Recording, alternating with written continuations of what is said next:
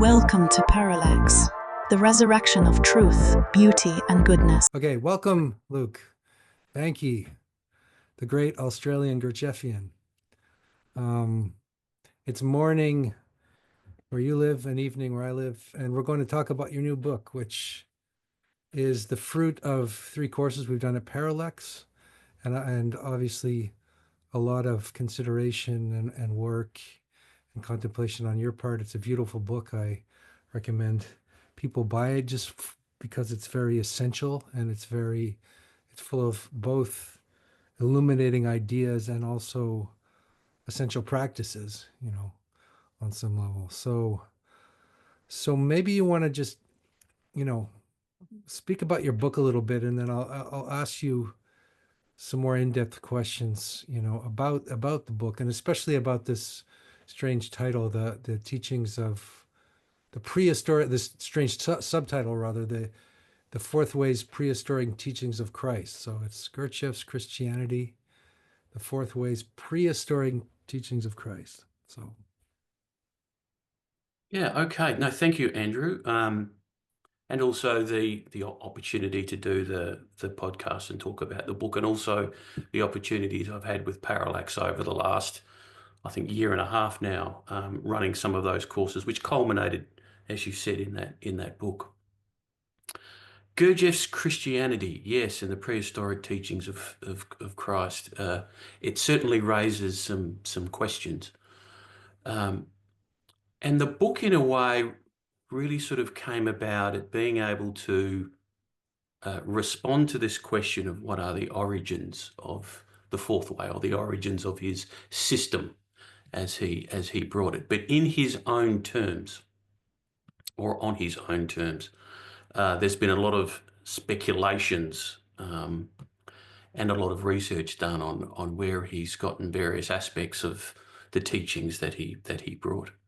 But he seems to allude to, in a number of different places, his reverence for the original teachings of Jesus Christ, as he puts it, which he says is the best teachings of all time, or the best religion, both now and into the future, which is quite a large statement.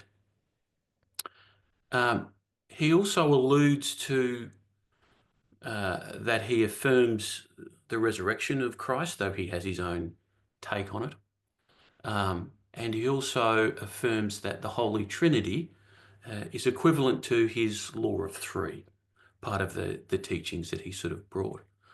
And then there are some other things that he says, but he's never sort of necessarily obvious about it. But when he makes these statements, it's normally a sign that one should try to go back and join the dots, fill in the blanks, but on his own terms and the way that he wrote it. And what's always been interesting for me, being in the work for a long time, is that this connection to Christ, this connection to the teachings of Jesus Christ and to the Christian faith, while well known, is normally not really put in the foreground. It's normally a bit of a background thing, which I've always found odd. And I know that the Christian faith and the church has come in for a bit of a battering, over the last sort of couple of decades, and especially probably the last recent period. So maybe there's some reasons why the folk of the fourth way want to keep a little bit of distance from the Christian faith. But essentially, it's that question. And when we did quite a few of the online courses last year and started to gather that material, it just got me reflecting again on this connection between Jesus Christ, between Gurdjieff and the Gospels. So the book really sort of culminated in that, and then there was a sense of how to structure that within the book. So there are a number of transcripts which have been sort of edited in a minor way to keep it a little bit more readable.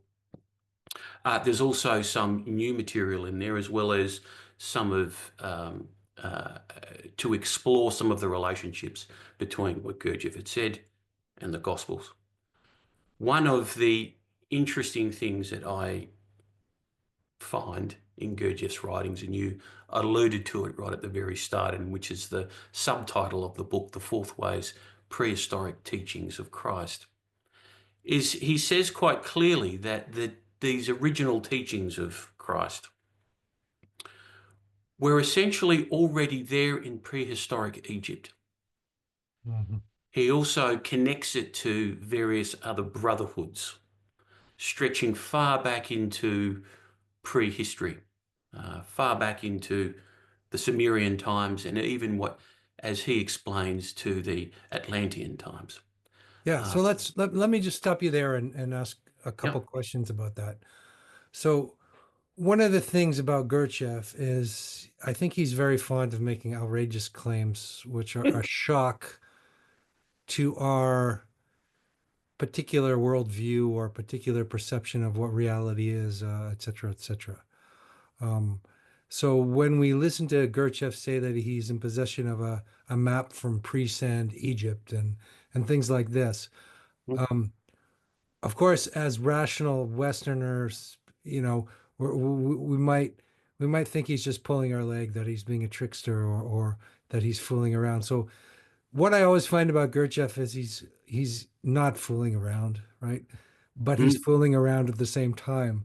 So what's going on with that, and what's going on with some of his seemingly outrageous claims, which might not be as outrageous as they sound at times, and might be just outrageous. Yeah, yeah, and you certainly always have to take Gurdjieff with a pinch of salt. But yet at the same time, he is very serious, and he spent a great deal of time writing his books and rewriting his books in order to convey something. But there is certainly a sense, again and again and again, that what he brought to the West in the form of this fourth way or the system or the teachings is a very ancient origin that extends far back into prehistory. So whether it's pre-sand Egypt or prehistoric Egypt, the Sumerian times, Atlantis, he keeps alluding that there is something essential in our past that was known and that was part of life. At Mhm. some point, there was a bifurcation. That is, that somehow our species kind of split in two. And this is the sense of things becoming more exoteric as opposed to esoteric. Yes. So how do we So, understand that though? Is that how much of that is mythological thinking? How much of that is based in, actual what he would call data, right? Or yeah. information. And I guess we can't know, but it's just very curious. Yes, well, look, much of, and there was some great work done by Hugh Hubbard back in the 2013 All and Everything conference, which is a bit of a conference for people who have an interest in Gurdjieff, but really looking at some of the timelines in Bub's Tales that Gurdjieff had put forward, which very much broadly marry up with history as we know it. Mhm. And we know broadly that in Sumerian times that something has changed in our species post kind of ice age. And Gurdjieff alludes to this, that the organizations of the state, concentration of the populations, particularly around the Mesopotamian area, had changed something about us. We moved from relatively small groups of tribes to all of a sudden people living in very large and concentrated areas. And he Mhm. talks about this, but he Yeah. talks about that there's this split somehow.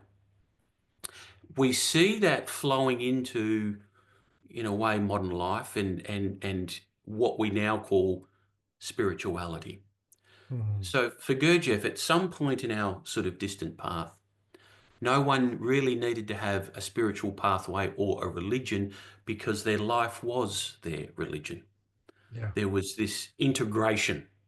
And so living life normally would allow all of those attributes through normal kind of discipline that we would call a spiritual pathway.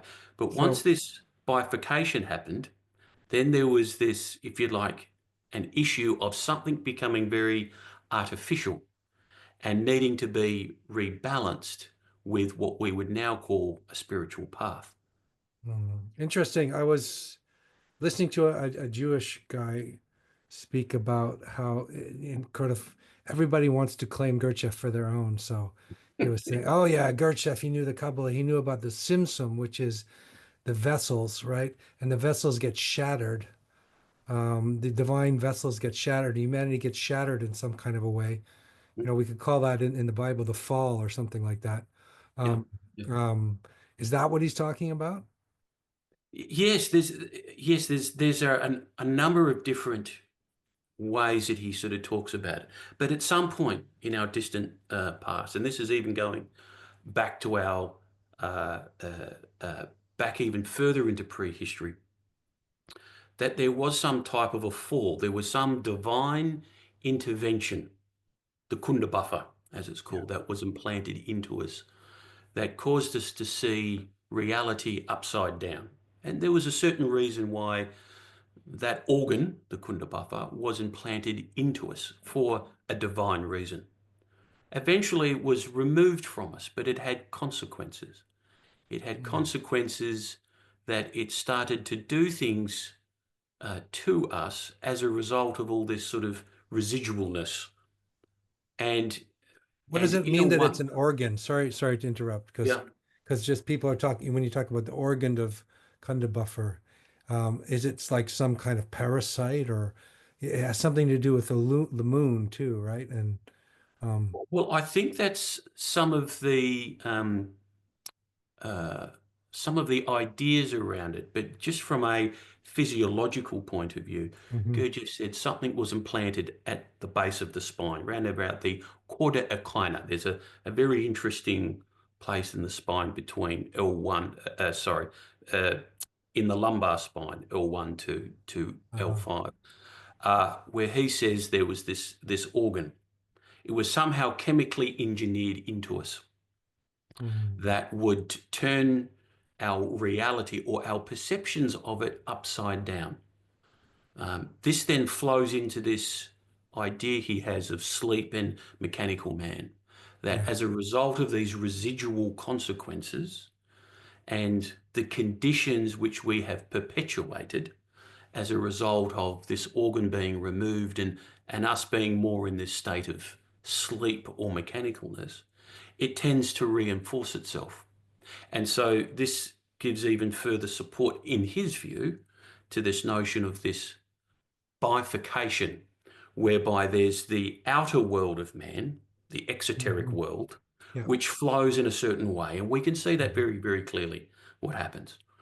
And Yeah. then there's this inner life, this esoteric life, this spiritual life, which, if one can work consciously at, and starts to negate and perhaps even reverse some of these consequences, one can begin to awaken. Or that is, the inner life ends up taking priority over the outer life, even though the outer life isn't ignored. And Mhm. for Gurdjieff, if the inner and outer life are balanced, are integrated, then things become much more aligned. Right. When we don't have that inner life, when we end up being slaves to the outer life, this sleep, these results of the organ Kunda buffer, then things start to go awry. And so this notion or idea that he's had, that this has happened in our distant past and then brought the need for religion in the sense that we know it now, Yeah. to bring people back to that inner life, because of the way that our outer life and the conditions have evolved over the last 10 to 12,000 years. Right. Right. So originally people didn't need to do these kind of special practices um, to break down their mechanicalness and their state of sleep because they were not asleep, and they were not mechanical in a Yeah, sense. yeah. Yeah, no, there seems to be what he alludes to as a much more conscious appreciation of one's purpose and role in life, which was actively cultivated. And also people were constantly reminded, particularly when you're living close to the land, you're having to hunt and kind of gather your own food, all of those sorts of things. There is normally a constant reminder of that there are forces around us, Yeah. uh, There's a which feedback support our life. between everything you do and reality, right? Yeah, Where today yeah, we do all kinds of things and we're not aware of their consequences or whatever kind of karmas we're creating. We don't have yeah. this immediate feedback. Yeah, and yes, and then that creates a bit of a distance from real life in a sense. And you look at it, people living in sort of modern life, we spend a great deal of time in sort of being on our digital kind of devices and Mhm. living in large urban areas, which are very distant from the natural world. Most people, when they go to hunt and to gather their food, is at a marketplace. They don't really know where their food comes from. So there's a sense of being very, very distant or at arm's length from some of the essentials. And so Yeah. this then creates in us a bit of an illusion that we're secure and that we're kind of masters of our own destiny because of this convenience. And also the illusion of progress, right? Yeah, yeah, That we, we're progressing, we're getting better and better and well, yeah. Getting is getting that better and better, true? but the question is better and better at what? And Yeah. I think he says pretty clearly that our technological advancement, yes, has progressed, but at what cost? Yeah. At what cost to us and our inner life? So his teachings, his work was, in a sense, how to bring one back to that natural essentialness that we have, this natural Mhm. alignment, while still working in a very artificial world. So question is our technology, is that the exoteric? That just occurred to me that maybe all the technologies we make, that's our exoteric world, and that sort of evolves and improves, and we get better Mm. at doing things, in the exoteric world. But then if we go too far in that direction, we become extremely impoverished in the esoteric. Yes, So we have yes. to turn backwards on some level. So W- I didn't think of connecting sort of, I guess, the fall to technology, in a way, right? I mean, Yeah, that's what the fall is. You're naked in the garden, right? And then suddenly you need technology to survive, right? You need fire and you need clothing and you need, manners of communications with strangers. So what I'm hearing is sort of the Kundabuffer is kind of an interesting take on the fall. mm, mm, Um, mm. and that and then so this the moment where we become mechanical and sleep is when we fall from just the Garden of Eden, so to speak. Does that make Yeah, sense? yes, and yes, this fall in a way is just a turning away from God, and technology is one way that draws us away from that. In that, it's really an extension of us. So Hmm. anything we do in the world, no matter what, is really our technology is trying to aid something that we wish to do. It's an extension. And so the more we're drawn into technology, but technology itself is neutral, but the more we're drawn into trying to work out better and better ways to do stuff in the external world, Yeah. the risk is it draws us further and further away from the inner world and from God.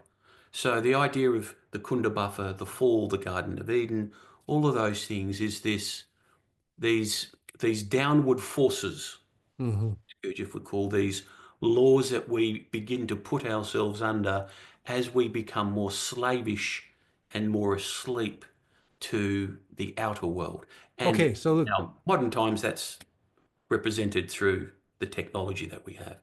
sorry to jump in, but this is kind of Sorry. exciting for me because I'm putting the pieces together a bit here. So does this mean but does this mean that do we need the Kunda buffer in order to progress? Like in order to go from, let's say, um, our innocent state, which is into a more advanced state of relationship with God. Like, for example, from the Garden of Eden to the city of God, if we're using biblical narratives here, or is that a utopian sort of um, idea? Well, I mean, what you've said and the questions that you ask is opens up many other things. Probably what I would say is um, the the ideas that Gurdjieff puts forward pre-Kundabuffer Yeah.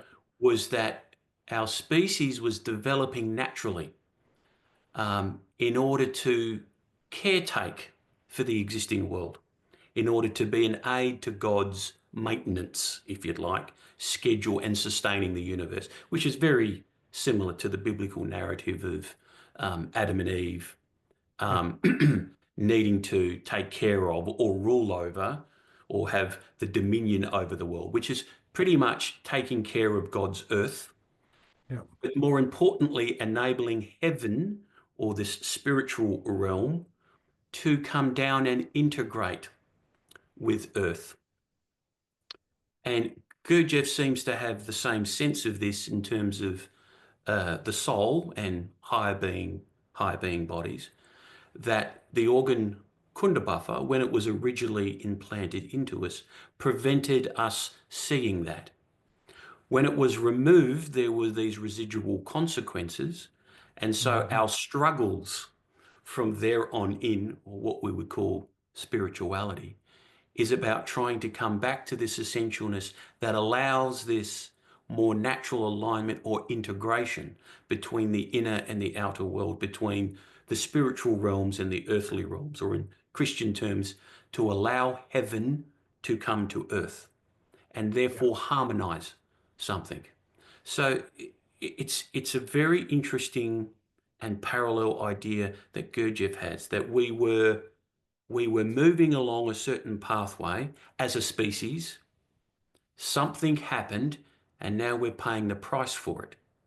Yeah. And this, in a way, integrates with the teachings of Jesus Christ, which, of course, in biblical terms, Christ came to redeem our species, or really, in a sense, provide the possibility for our salvation.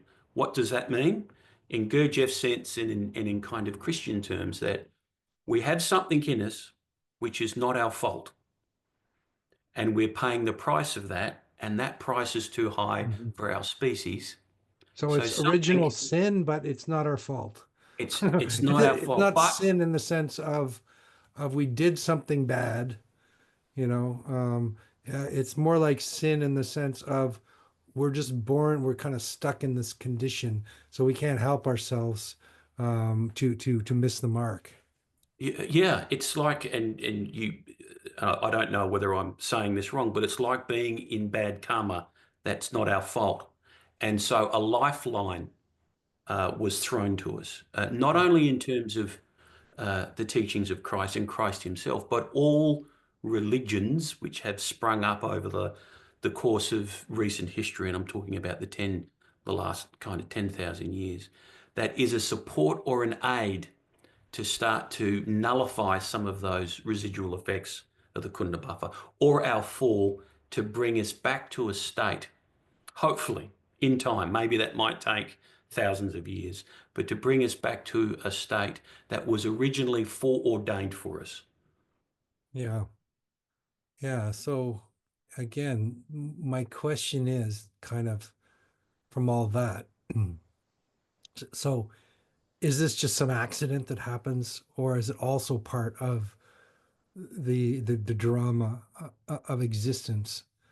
You know what I mean? Like Yeah, yeah, when it almost sounds like when you're saying it, it was just some freak accident, like something bad happened, we don't know why, or but but then but then it could also that sort of missing the mark is how we in the hero's journey, so to speak, we lose we lose our orientation, and then we find it again, and when we found it again we're a lot wiser than we were yeah, before. It's not just we're Yeah. trying to escape from a terrible state. Yeah, yeah, yeah. No, that's a good point. I mean, in the biblical terms, the what preceded this fall was a war in heaven, Yeah. and then there's the serpent in the Garden of Eden, all those sorts of things. In Gurdjieff's term, there was a miscalculation by a divine being in terms of the implantation of the organ kunda buffer. Just a miscalculation, hey? Just a small one. It was a few digits off. And what's interesting, as the story unfolds, these divine beings, because they were divine, didn't understand at the time that they were making a mistake. Uh-huh. And so from there on in, there was if you'd like, a process of rectification of this error that had been made, but we're paying the price of it. Mm-hmm. But in a sense, the beauty of our species and us is that in a way we can have a foot in heaven and a foot on earth, and we can understand both, where these divine beings couldn't, though their intelligence and presence is far superior, without, as Gurdjieff says, putting yourself in someone's shoes, really understanding the situation at hand, then you're very much open to making these sorts of errors. So yes, in a way it was an accident, but Interesting, he because that's puts like the it Buddhist. as a mistake. Mm. That's like a bit like the Buddhist idea of, you have all the realms. You have Mm, hell realms and heaven realms, hungry ghost realms and animal realms, and only in the human realm can you escape from the realms. Like yeah. it's the only place that you can actually do something, because in the heaven realms you're just, sipping ambrosia or whatever. And in the hell realms you're burning, all the time and being cut up into pieces, and it kind of sucks. And in the animal realm you're too ignorant, and so all these different realms. The human realm is a realm of desire. It's a realm of difficulty. It's a realm of struggle, but it's the Yeah. best realm because it's the way that um, we can transcend all the realms. Yeah, yeah. And Gurdjieff, yes, very much says the same sort of thing. We're in this in-between place. Hmm. Um, and we're getting pushed and pulled. We undergo all of these trials and torments because in a way, we're trying to reconcile these worlds that are coming at us, the outer world, the inner world, heaven, hell, however you want to put it. All of that action is occurring in us. And so this work, this conscious work, this struggle, this spiritual warfare in Christian terms that's needed is essentially our lot. And of course, then there's the question mark, well, how is that to be done? How can we liberate ourselves? How Mm. can we save ourselves? Not by running away from it, Yeah, not by shirking the responsibilities that we have, yeah, but by trying to confront it in a healthy way. yeah. Mhm. Okay. Yeah. Again, Gurdjieff talks about paying the being obligation debt. Um, there's something we have to do. There's a way we have to pay our energy over. Um, it seems like. Yes, yes, no, yes, he talks about that. I mean, we come into this world, we're given a body. I didn't make my body. I'm sure you didn't either, but it's provided to you. It's this arena of Mm. things that happen. Yeah, And this sense that really, in a way, the only thing that we have that can help navigate or support something is our attention, the quality of our attention, consciousness. There's something in that which allows this action to take place in us. So it's interesting, there's all these mechanical forces, in a sense, both high and low, that are constantly exerting themselves on us. And in a way, our our role here is how do we navigate that? How do we understand those energies and forces, make use of them for ourselves as well as for our community, others, and also as well as have some kind of service, whatever that means. yeah. So this mystery of life's purpose, I'm not sure can be succinctly put into a word. It's one that one needs to find. And there are, I would imagine, a number of ways to go about doing that. But it all seems to concentrate on being able to reconcile at a fundamental level something in ourselves. Reconcile. Yeah. Okay. Maybe we can move back and talk again about your Christianity in terms of Gurdjieff. And I remember when I first read Gurdjieff many years ago, I was shocked by some of the things he said about, for example, Judas. Um, well, I kind of liked it because it was so off script and off narrative, and I was a young person, and I was like, oh, Judas is the top disciple of Christ. I don't think anybody in sort of exoteric Christianity would make that kind of a statement. Also, his statement about that Jesus, during the Last Supper was actually giving his actual blood and his actual body.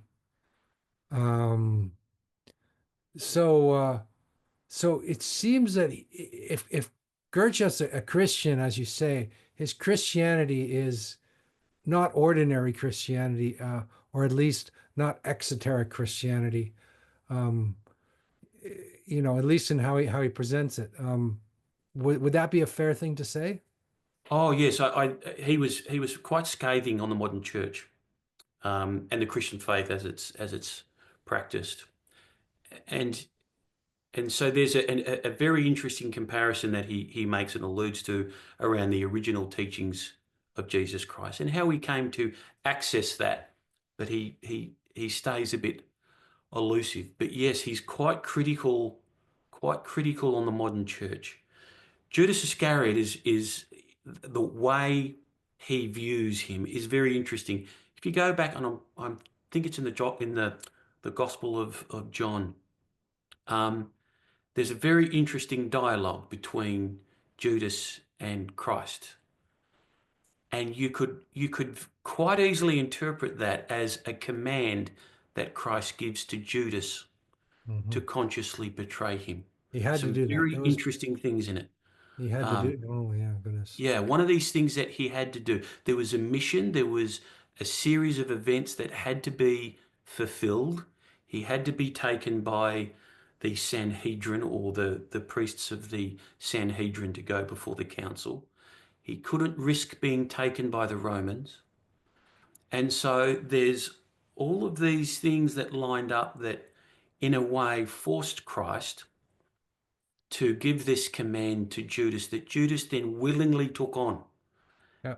And if you read that section of the gospel, it's probably one of the most harrowing of what Judas was asked to do. Yeah. And what does that make Christ then, right? This is like that makes Christ Judas because Judas betrays life. Judas hangs himself. And usually that is no more, there's nothing. So anyway, I'm kind of thinking here of again, I'm making analogies to my own Buddhist practice, and Mm, mm, there's something where Buddha meets Mara, and Mara's the devil, and then he sees his own face, that they're yeah, actually the same yeah, on some level. So yeah. anyway, but that is not a mainstream Mm, point of view, and I was even just listening to people talk about the unforgivable sin of Judas, and in Jordan Peterson's series on the gospel. yeah, yeah. Well, I mean, it is interesting how it's read, but um, what would it take? What would it take? Because in the normal Christian view of it, you come across this paradox. Um, for for Christ not to know that Judas was going to betray him undermines what Christ or who he was.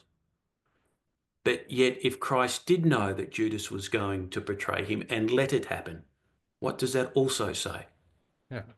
And in Gurdjieff's view, the only thing that seems to make sense is that there was a partnership and agreement, that Judas was tasked by Christ for a very special mission to allow him to undertake his earthly goal to be enthroned in his heavenly goal. Yeah. And so what would it take for a student to consciously betray his master? It's the ultimate sacrifice, isn't it? There couldn't be Yeah. a more difficult sacrifice because the master would be everything to the Yeah. student, right? And so And he had to and do it. also there's a very interesting verse uh, where Satan is allowed to enter Judas in the Yeah. presence of Christ. So Judas can fulfill his task. Oh, right. Now that's very interesting. Yeah. Well, this is interesting to me too because Christ makes the ultimate sacrifice, but then Judas also makes the ultimate sacrifice, right? Um, what could be worse? I don't know which is worse, whatever Christ endured or what Judas endured, maybe what Judas endured was even worse on Yeah. some level because he was taking his own life and going, and seeing his most beloved teacher die. So anyway, wow, that's radical. Well, one of Gurdjieff's students, J.G. Bennett, uh, put forward a theory that it was Judas who was able to redeem the sins of the world and not Christ. Christ brought the energy of love, brought God's presence into the world, but being sinless was unable to redeem that original sin. It Uh, needed it needed somebody else to overcome their own sin in order to redeem the world. So that's interesting. I don't think that's generally subscribed to, but it does place this very interesting um, role of Judas in relationship to Christ, as well as all of the other apostles in terms of the roles and purposes that they had. So this complete drama is mhm. not just about Christ, but Yeah. the disciples, the women who were there. In the Gospels, it's always the women who see who Christ really is.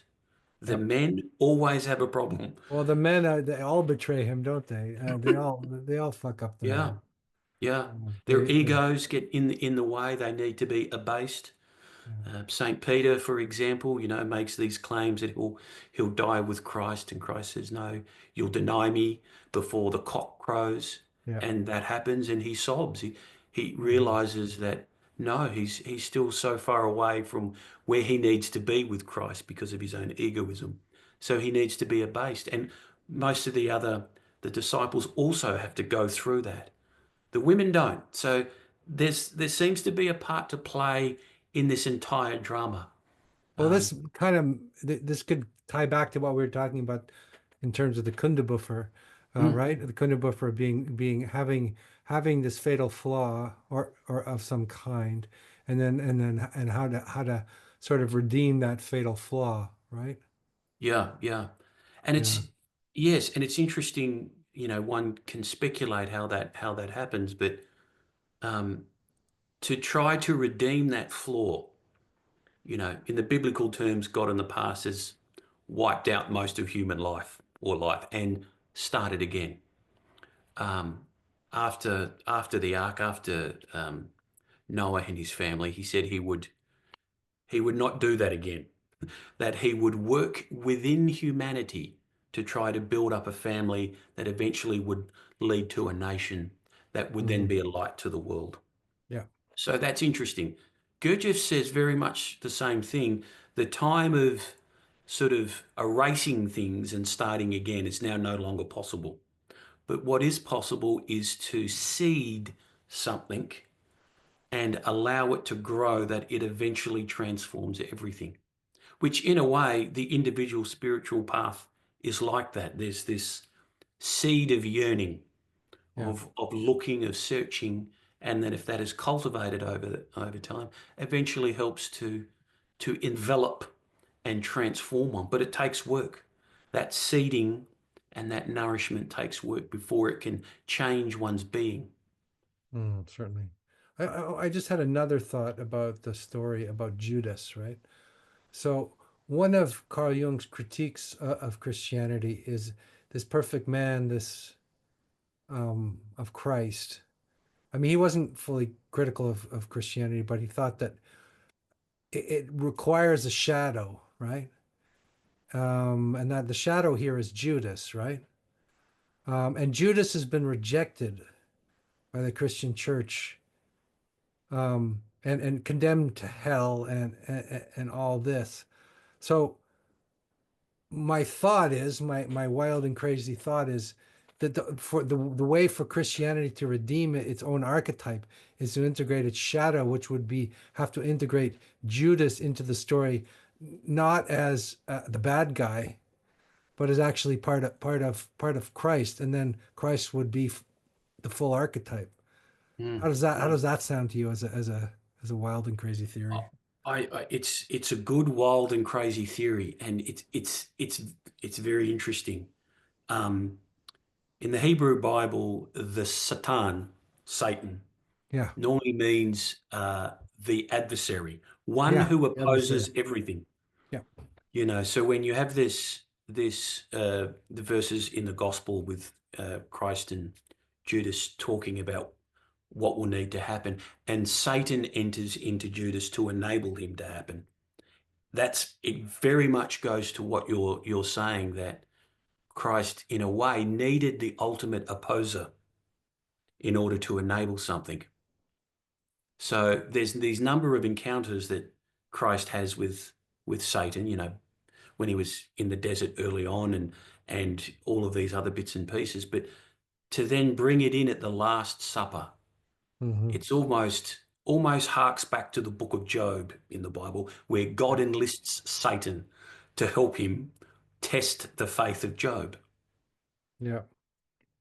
Yeah. So we need Satan as well. Otherwise, Satan Yeah. is a Well, necessary. We need the adversary for there yeah. to be some sort of resolution, or what you would call synthesis or harmony, or what did you say that Gurdjieff was uh Trying to reconcile, reconciliation? Yeah. Yeah, yeah.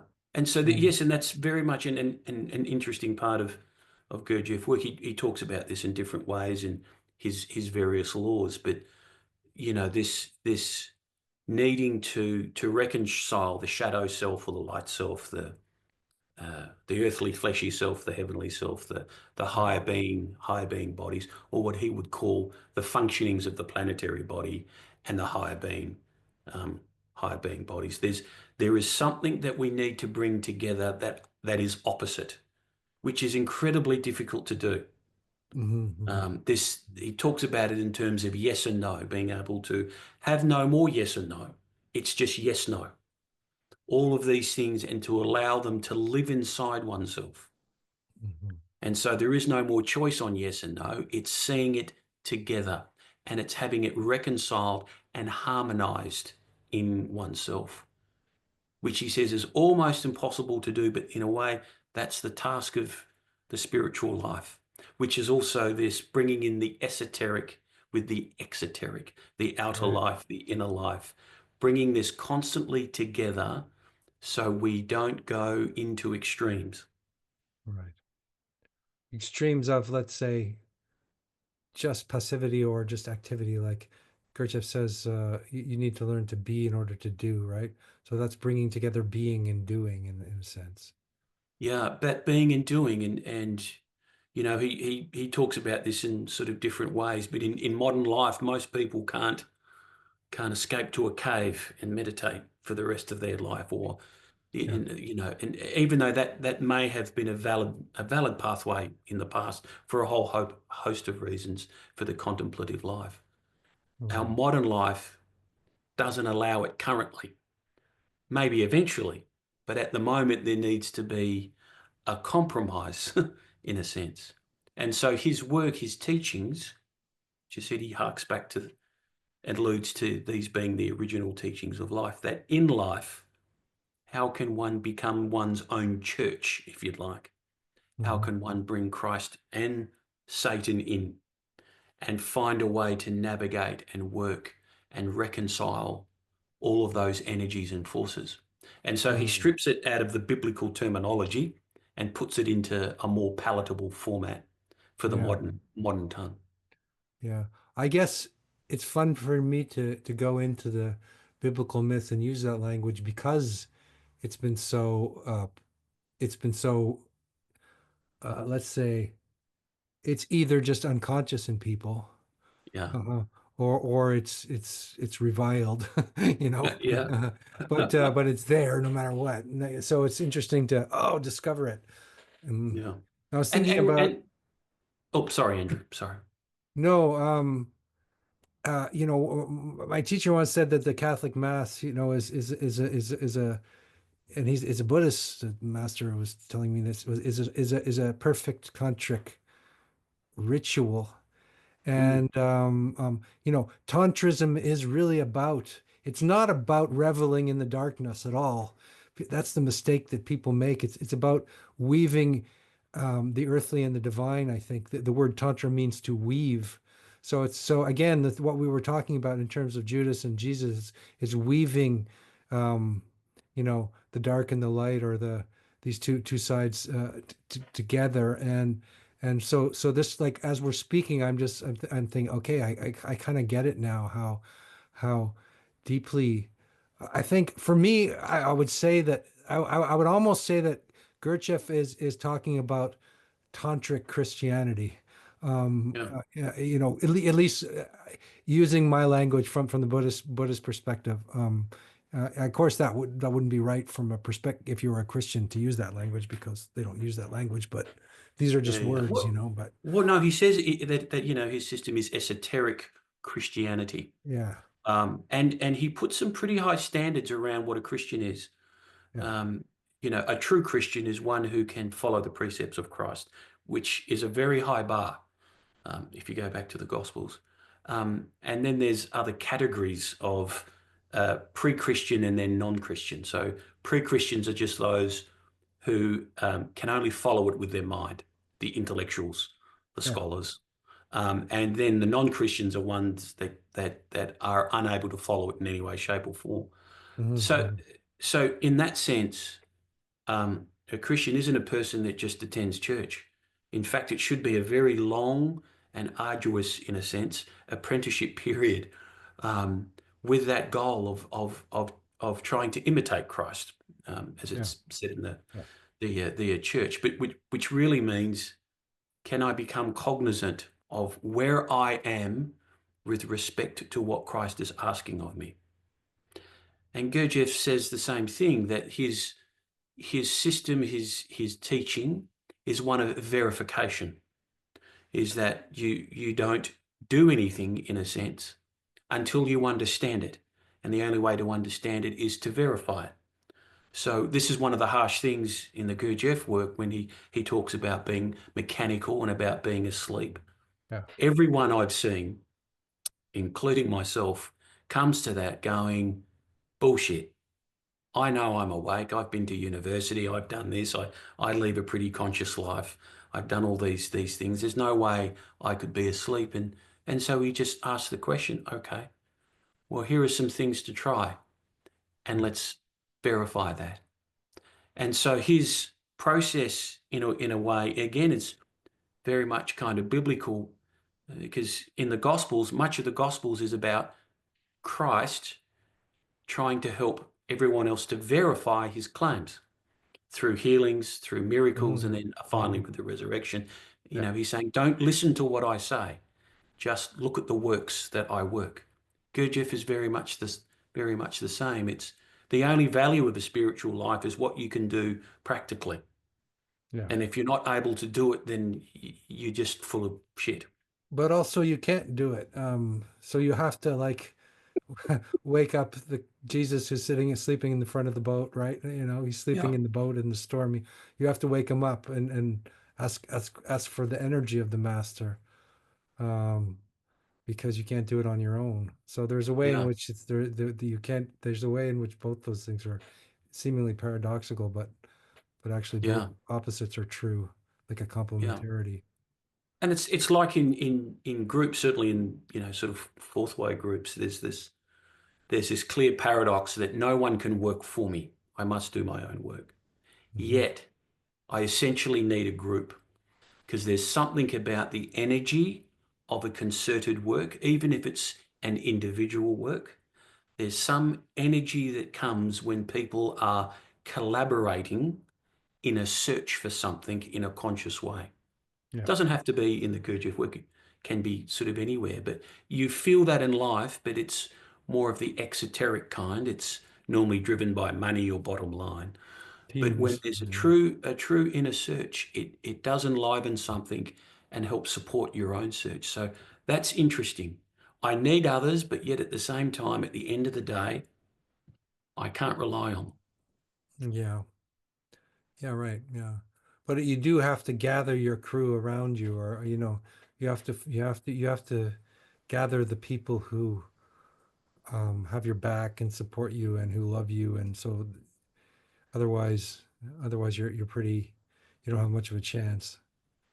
No, there's yes, and Gurdjieff says so much about this, and it's also all through Mm. the Christian dogma that the forces out there, evil forces, these orders of laws are very powerful, Yeah. and their aim is just to keep us asleep, keep us becoming and staying as part of the mechanism, Hmm. staying as part of the automatic processes of life.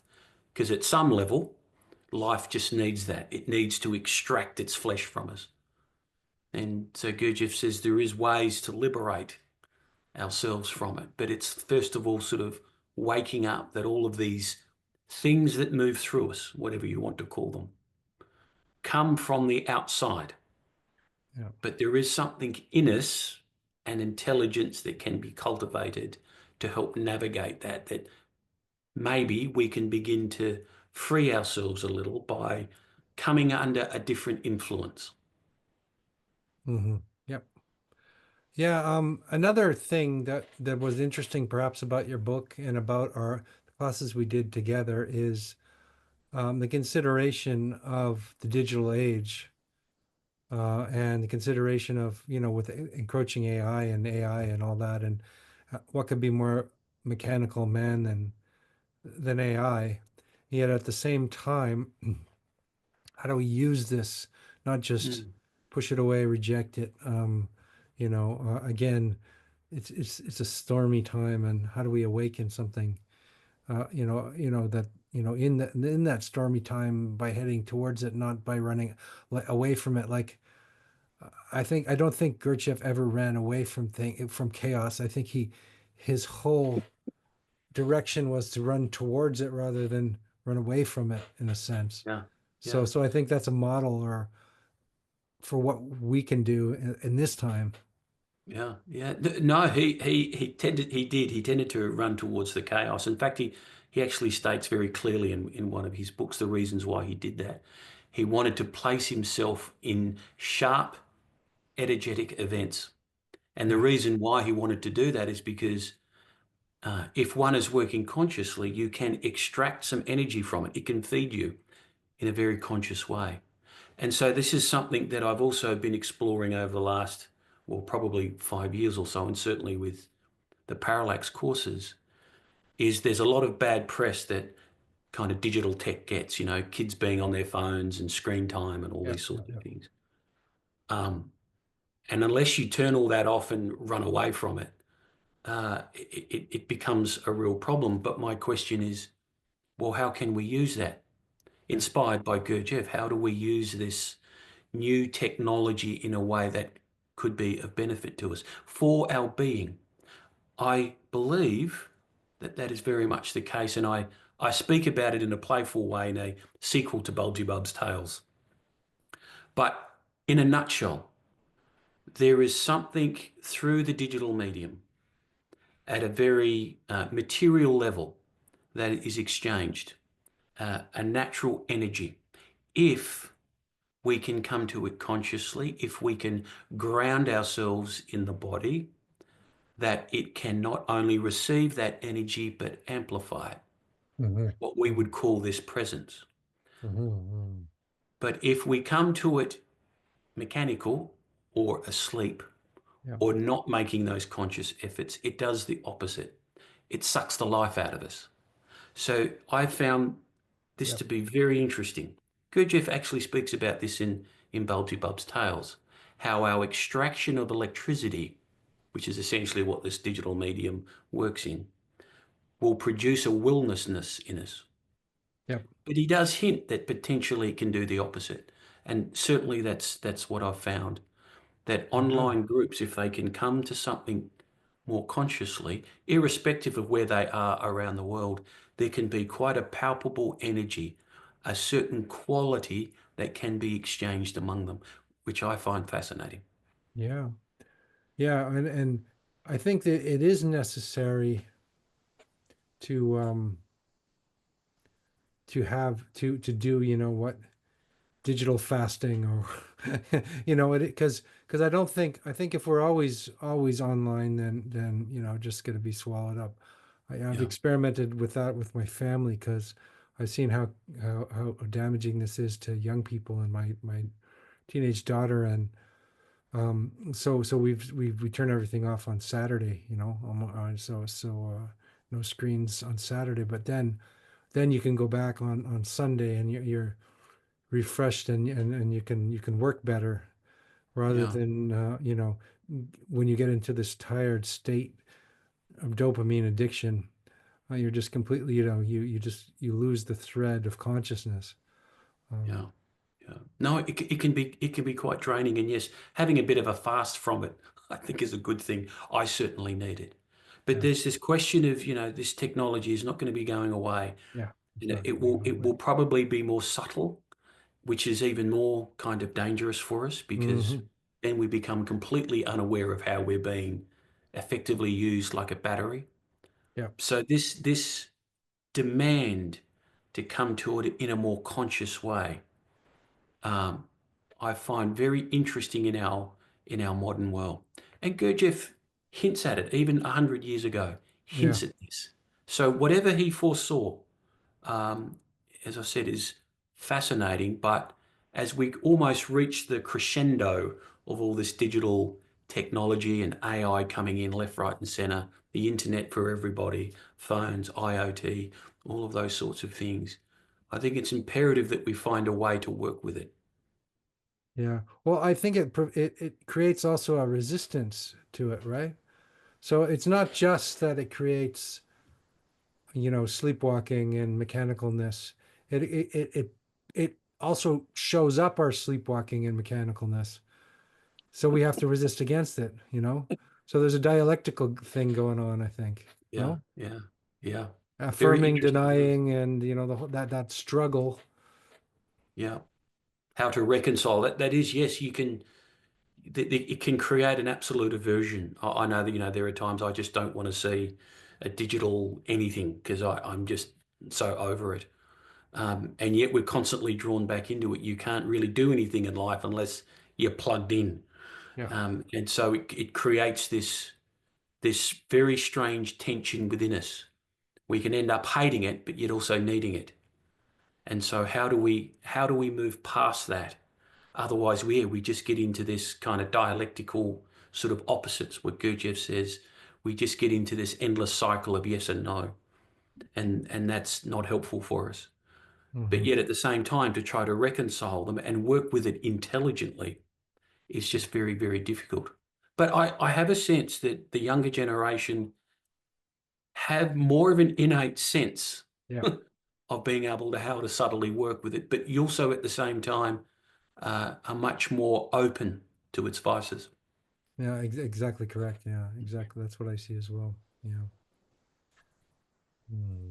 So there's one more kind of thing that we talked about last time in our last discussion, which didn't get recorded. And that was the idea of the resurrection, and Gurdjieff's idea of that. And the reason I want to bring that up is because whenever people are criticizing Christianity, right, the first thing they say, the resurrection was bullshit. What are you talking about? It's Yeah, yeah, impossible. And people believe that. You have to be an idiot to believe, that sort of thing. That it's mm, like the number one way that people um, sort of trash Christianity as being something, an infantile religion of, Yeah. that sort of thing. So, of superstition, and how can I believe in that? And how can I believe in these miracles and, the Red Sea parting and the, you know, dividing of the loaves and the fishes and the wine, all that stuff. Like, how do you believe that crap? And when now that we're so rational and modern and everything, and so I don't have a big problem with the resurrection myself, but that's because I'm not a philosopher, or I don't need to I don't need to prove anything, and because I think life is already weird enough, why the hell Yeah. Yeah. anything is possible. But but also, you had an intelligent uh, interpretation of that, and Gurdjieff, related to Gurdjieff and what Gurdjieff saw, as being a resurrection, which is not what, again, it's an esoteric meaning of resurrection. It's not a literalist meaning, which I guess people are Mm. probably right to be critical of stupid literalism and fundamentalism, when it's spread far and wide. Yeah. Yeah. No, he does have a very interesting take. But I just want to make a comment on some of the miracles that, sort of maybe happened in the ancient past. And I've always wondered, well, even 100 years or 200 years or 300 years ago, if you were to talk to someone about the iPhone, they would think that you were completely mad. How could Yeah. that possibly exist? A device that you would hold in your hand where you could speak to anybody around the world. So anyway, just our perceptions of what's possible and what's not possible very much changes whether you go forward in time or backwards in Yeah. time. But Gurdjieff's take on it is very interesting. He's certainly very heavily critical of the bodily resurrection, the mainstream view. But yet at the same time, the resurrection did occur. And he has a special process by which this occurred, Almsnashinu, which is where prior to the crucifixion of Christ, a key number of his followers, particularly at the Last Supper, as you alluded to earlier, where Gurdjieff talks about real blood and real flesh being exchanged, was for the purposes of being able to establish, in probably what you'd call modern terms, a soul connection, or what Gurdjieff would say, a blending and a tethering of Hadblend Zoin, which then, when Christ was crucified, the followers were able to undergo this process of Almsnashinu in order to materialize in front of them the higher being body or the soul of Christ. And if you look at the Gospels, there are a number of very interesting descriptions of how Christ sort of appeared and disappeared. Yeah. How he came into a room and then all of a sudden he wasn't there. And all of these strange occurrences, which seem to accord itself more with what Gurdjieff's view of things are, rather than just a bodily resurrection. Though Gurdjieff does say that this materialization process that the followers underwent in order to tether themselves and to materialize the soul of Christ did give the appearance of a bodily function, or at least certain functions of the body, but at the end of the day was of a different material. Hmm. And there are some in the church who talk about that, in Christ's resurrection, particularly in terms of the vision of Saul of Tarsus, who became Paul later on, Hmm. um, that those who can perceive Christ, those who are linked to Christ, can perceive the vision of Christ or the soul of Christ. And that can come in quite a human form. And you even see that now quite often with those who are in the church, these claims of seeing visions Yeah. of Christ before them. Of course. So Yeah. that's very interesting. So, in the one hand, he very much criticizes and says the same thing, that, the ordinary person knows that after you died and you've been horrifically killed like that on the crucifixion, you can't come back in the bodily form. Um, but yet at the same time, he affirms the resurrection, but just has a bit of a different take on it, that it actually can give the appearance of bodily form. He also says that this has been tried in the past, this process of alms nishinu, and happened in Tibet last century at some point, that didn't quite work and had all these effects in the environment around them. So what he's alluding to there is that this process of resurrection, this being born again, this being able to give birth to a soul in oneself that Gurdjieff talks of during one's life, is the true resurrection, not the bodily kind. The body is a chrysalis, the lower part of the soul. It's something that can help incubate these higher being bodies. But once the physical body dies, if there is a resurrection, if one has been born again, born anew, then this soul then moves on. Now, in terms of the characteristics and properties of that soul and what happens to it, Gurdjieff also has a bit of a different take on it. But for him, this sense of purpose of life, as well as the verification of the claims of Christ, comes down to this resurrection, comes down to this acquisition or growth of a soul.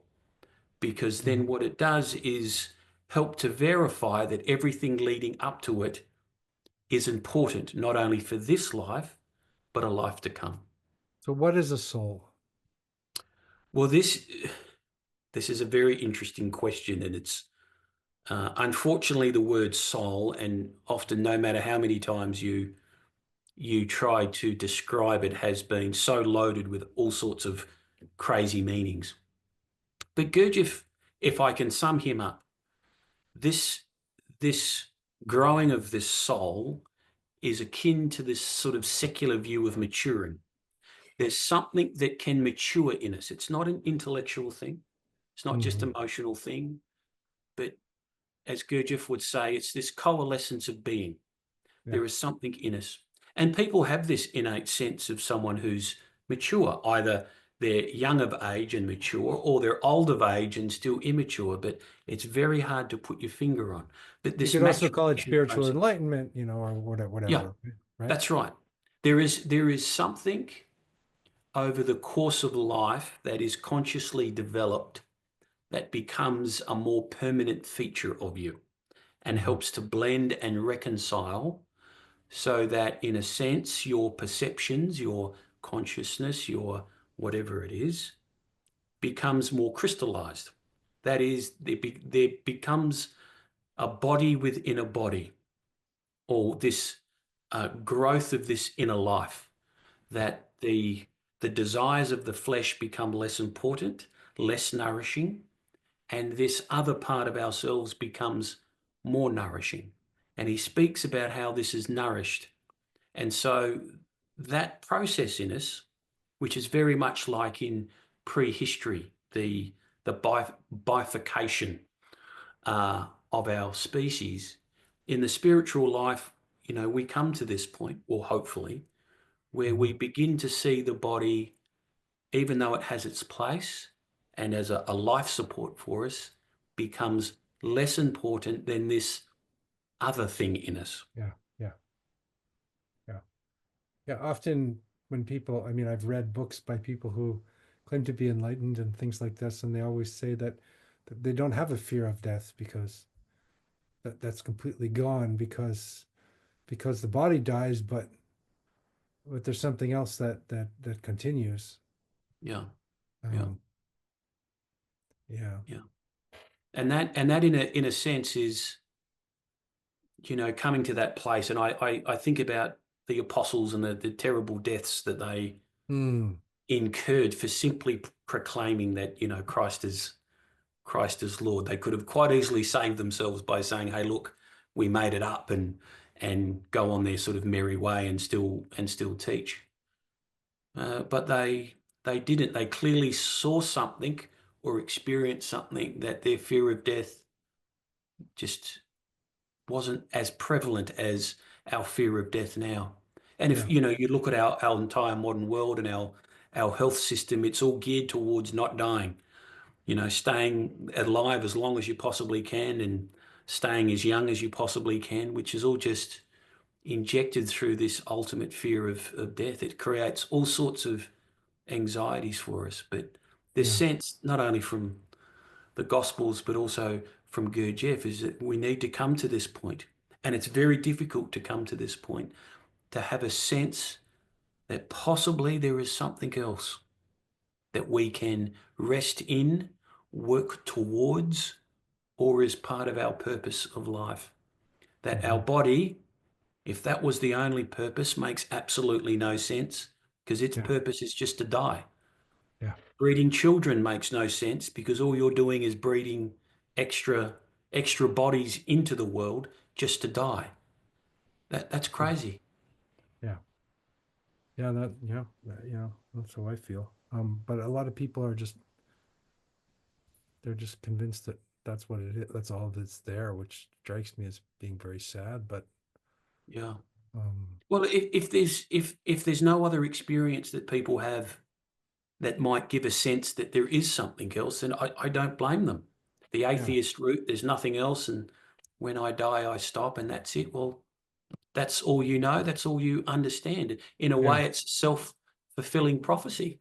If that's what you believe, then that's where you'll end up. So this is a part of this sort of esoteric, the great work, as they call it, the magnum opus is the great work. Yeah, how do you help people experience something other than just the body, but in a real tangible way that gives a sense that maybe there's something else to work for. yeah. But the spiritual sciences are also always about deep understanding of the body, even though there's that Yeah. transcendence at the end. And of course, the Gurdjieff work begins with all this body awareness practice. Yeah. Well, the body is essential. It's where everything flows in us and through us, and we need to understand it. And Hmm. we normally have a very superficial view of it. We read an anatomy textbook and, we look at our fingers and arms and go, that's fine. But to really have a finer sense of what's really flowing through me, what is this vessel for? Yeah, What can it do? yeah. You know, Well, Eh, just how you're expressing it, something is flowing through the body, and it's not that the body is a discrete system in itself. And that's kind of this sort of weird Cartesian illusion that, or the mechanical man, we're just this discrete body, whereas actually something of collective intelligence is flowing through us all the time, and we have, even on a scientific level, we have matter from the first man and inside of us, or on some, so we're not discrete entities. Uh-huh. no, no. But then the soul, I guess, is the soul something like what Carl Jung would call individuation, or um Yeah, I think that enlightenment, or yeah, yeah, I think that alludes to it. I mean, language really breaks down, yeah, and Gurdjieff tries in all sorts of interesting ways to sort of break some of those um, associations that we have about it, because it is very difficult to speak about. yeah, There's certainly a sense of it, but our modern science and technology has convinced us that we're just trapped in our bodies, that a thought is just a neuronal impulse. And that's just tragic, because we then find it very difficult to think outside of that box, that we are part of the environment. As you said, something flows through us. Most of our atoms, most of our molecules in us are recycled every so often. I think about every 18 months or so. So we're a continuous system that yeah, is fed from the outside and the inside. But yet people are constantly being told, oh no, you're a bag of blood and meat and bones, and that's all you are, when the evidence just speaks otherwise. yeah. The evidence, yeah, it's true. Even you can even bring science to bear against scientism, so to speak.